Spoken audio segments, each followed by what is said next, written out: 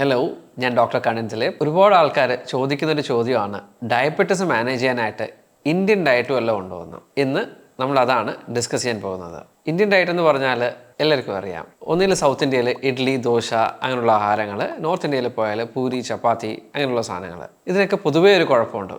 ഇത് എളുപ്പത്തിൽ മനസ്സിലാകാനായിട്ട് നമുക്ക് സദ്യയുടെ ഒരു കാര്യം, എല്ലാവർക്കും ഇഷ്ടമുള്ള കേരള സദ്യയുടെ ഇന്നത്തെ രീതിയിലുള്ള, ഇന്ന് കല്യാണത്തിനൊക്കെ പോയാൽ നമ്മൾ കാണുന്ന ഒരു കല്യാണ സദ്യയുടെ എക്സാമ്പിൾ എടുത്ത് നോക്കാം. എന്താ നമ്മൾ കാണുന്നത്? ആദ്യം ചോറ് പരിപ്പുമായിട്ട് കഴിക്കും, പിന്നീട് അത് കഴിഞ്ഞിട്ട് ചോറ് സാമ്പാറുമായിട്ട് കഴിക്കും, ഇതെല്ലാം കഴിഞ്ഞിട്ട് ചോറ് പിന്നെയും രസമായിട്ട് കഴിക്കും. അവിടെ കൊണ്ട് തീർന്നോ? പിന്നീട് നമ്മൾ അടപ്രഥമൻ കഴിക്കുമായിരിക്കും, അല്ലെങ്കിൽ ഇതേ ചോറ് വെച്ചുള്ള അമ്പലപ്പുഴ പാൽപ്പായസം, നല്ല ടേസ്റ്റ് ഉള്ളതാണ് അല്ലേ, പക്ഷേ അതും കൂടെ കഴിക്കും.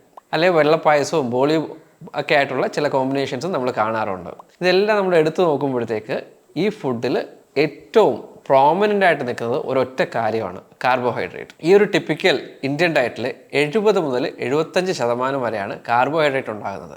ഇന്ത്യൻ ഡയറ്റിനായിട്ട് പ്രത്യേകിച്ച് കുഴപ്പമൊന്നുമില്ല, ഇന്ത്യൻ ഫുഡ്സിനായിട്ടും കുഴപ്പമൊന്നുമില്ല. നമ്മൾ ഈ കഴിക്കുന്ന സ്റ്റൈലിനാണ് കുഴപ്പം. 70 മുതൽ 75% വരെ കാർബോഹൈഡ്രേറ്റ് കഴിച്ചിട്ട് ഡയബറ്റിസ് മാനേജ് ചെയ്യുക എന്ന് പറഞ്ഞാൽ, സിമ്പിളായിട്ട് പറഞ്ഞാൽ നടക്കുന്ന കാര്യമല്ല.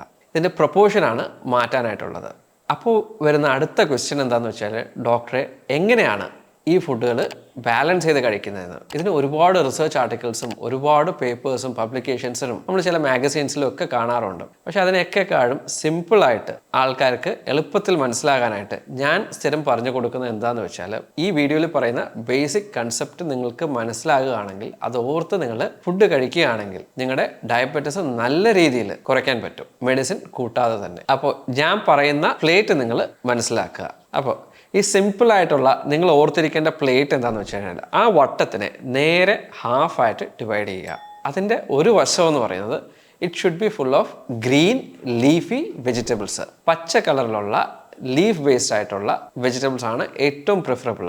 ഓപ്ഷണലായിട്ട് നിങ്ങൾക്ക് വള്ളിപ്പയർ പോലത്തുള്ള പച്ച വെജിറ്റബിൾസും യൂസ് ചെയ്യാം. ജനറലി ഗ്രീൻ ലീഫി വെജിറ്റബിൾസ് കൊണ്ട് ഫില്ല് ചെയ്യുക ആ ഗ്രീൻ ഹാഫിനെ, ആ ഹാഫിനെ. ഇനി മറ്റേ ഹാഫിനെ രണ്ടായിട്ട് ഡിവൈഡ് ചെയ്യുക. അതിൽ ഒരു ഭാഗം, ആ ഒരു ഭാഗത്താണ് നമ്മൾ പ്രോട്ടീൻസ് ഫില്ല് ചെയ്യേണ്ടത്. ഈ പ്രോട്ടീൻസ് കഴിക്കുന്ന കാര്യത്തിലാണ് നമ്മുടെ ഇന്ത്യൻസ് ജനറലി ഏറ്റവും പുറകിൽ നിൽക്കുന്നത്. ഏറ്റവും നല്ല പ്രോട്ടീൻസ് എന്ന് പറയുന്നത് വെജിറ്റബിൾ പ്രോട്ടീൻസ് തന്നെയാണ്. വെജിറ്റബിൾ പ്രോട്ടീൻസിന് കുറച്ച് എക്സാമ്പിൾസ് എന്ന് പറയുന്നത് green gram, black gram, rajma, soya, mushroom, ഇതൊക്കെയാണ്.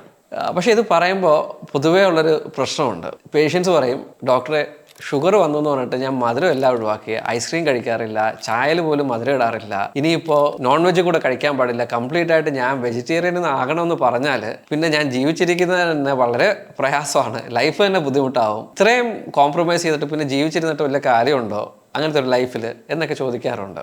വിഷമിക്കേണ്ട, ഏറ്റവും ബെസ്റ്റ് വെജിറ്റബിൾ ആണെന്നേ ഞാൻ പറഞ്ഞോളൂ. നമുക്ക് നോൺ വെജ് ആയിട്ട് പോലും പ്രോട്ടീൻസിനെ യൂസ് ചെയ്യാം. അതിന് ഏറ്റവും നല്ലത് ഫിഷ്, പ്രത്യേകിച്ച് ചെറിയ ഫിഷ്, ചിക്കൻ അല്ലെങ്കിൽ white meet. Red meat as far as possible avoid ചെയ്യുന്നതാണ് നല്ലത്. പിന്നെ മറ്റൊരു സാധനം എന്ന് പറയുന്നത് നമ്മൾ മുട്ട, കോഴിയുടെ മുട്ട ഏറ്റവും നല്ലൊരു റെഫറൻസ് പ്രോട്ടീനാണ്. കോഴിയുടെ മുട്ടയുടെ മഞ്ഞ ഒഴിവാക്കിയിട്ട് വെള്ളയാണ് പ്രോട്ടീനായിട്ടുള്ള ഭാഗം. മഞ്ഞ കഴിക്കുന്നതിന് പ്രശ്നമുണ്ടോ എന്ന് ചോദിച്ചാൽ, മഞ്ഞ കഴിക്കുന്നതിന് യാതൊരുവിധ പ്രശ്നവുമില്ല. പക്ഷെ അതിൻ്റെ ഒരേ ഒരു കാര്യം എന്തെന്ന് പറഞ്ഞാൽ, അതിൽ എല്ലാവർക്കും അറിയാവുന്ന പോലെ കൊളസ്ട്രോൾ കൂടുതലാണ്. ഏകദേശം ഒരു ദിവസത്തേക്കുള്ള നമ്മളെ കൊളസ്ട്രോളിൻ്റെ റിക്വയർമെൻറ്റ് ഒരു മുട്ടയുടെ മഞ്ഞയിൽ നിന്ന് തന്നെ നമുക്ക് കിട്ടും. സോ അതുകൊണ്ട് നിങ്ങൾ മനസ്സിലാക്കേണ്ടതെന്ന് വെച്ചാൽ, മുട്ട കഴിക്കുകയാണെങ്കിൽ പിന്നെ ആ ദിവസം മറ്റൊരു തരത്തിലുള്ള കൊളസ്ട്രോളും കഴിക്കാതെ നോക്കുക. ഓക്കെ. സോ നിങ്ങൾക്ക് ജനറലി പറഞ്ഞാൽ നിങ്ങൾക്ക് ഇഷ്ടമുള്ള എന്ത് ആഹാരം വേണമെങ്കിലും കഴിക്കാം. അത് എങ്ങനെ കഴിക്കുന്നു, എത്രത്തോളം കഴിക്കുന്നു, ഇങ്ങനെയുള്ള കാര്യങ്ങളാണ് ഏറ്റവും കൂടുതൽ നിങ്ങൾ ശ്രദ്ധിക്കേണ്ടത്. ഈ പറഞ്ഞ ഇത്രയും മനസ്സിലായെങ്കിൽ, അതായത് ആദ്യത്തെ ഒരു ഹാഫ് മുഴുവൻ വെജിറ്റബിൾസ്, ഗ്രീൻ ലീഫി വെജിറ്റബിൾസ്, താഴത്തെ ക്വാർട്ടർ പ്രോട്ടീൻസ്, ഇനി മിച്ചമുള്ള ഭാഗം അവിടെയാണ് നമ്മൾ ചോറോ എന്താന്ന് വെച്ചാൽ നമ്മൾ ഈ കൺവെൻഷണൽ ആയിട്ടുള്ള ആ സാധനം ഫില്ല് ചെയ്യേണ്ടത്. അത്രയും മാത്രമേ കാർബോഹൈഡ്രേറ്റ് ആകാവൂ. ഓക്കെ. ഇതിൻ്റെയൊക്കെ കൂടെ ആഡഡ് ആയിട്ട് ഒരു ബെനിഫിറ്റിന് വേണ്ടി നിങ്ങൾക്ക് വേണമെങ്കിൽ തൈര് യൂസ് ചെയ്യാം. തൈരിൽ നിന്ന് പ്രോബയോട്ടിക്സ് കിട്ടും. അതേപോലെ പാല് കുടിക്കാം ഇടയ്ക്കിടയ്ക്ക്. എപ്പോഴാണെന്ന് വെച്ചാൽ നിങ്ങൾക്ക് ഇഷ്ടമുള്ള അനുസരിച്ച് 1-2 ഗ്ലാസ് പാൽ ഒരു ദിവസം കുടിക്കാം. പാലിൽ നിന്ന് ധാരാളം കാൽഷ്യം കിട്ടും. ഇതൊക്കെ ആഡഡ് സപ്ലിമെൻറ്റ്സ് ആയിട്ട് നിങ്ങൾക്ക് ജനറൽ ഹെൽത്തിന് വേണ്ടി കഴിക്കാവുന്ന കാര്യങ്ങളാണ്. പിന്നെ കോമൺ ആയിട്ട് ചോദിക്കുന്ന ഒരു ക്വസ്റ്റ്യൻ ആണ്, ചപ്പാത്തി ആണോ നല്ലത്, ചോറാണോ നല്ലതെന്ന്. അതറിയാനായിട്ട് നെക്സ്റ്റ് വീഡിയോ കാണാം.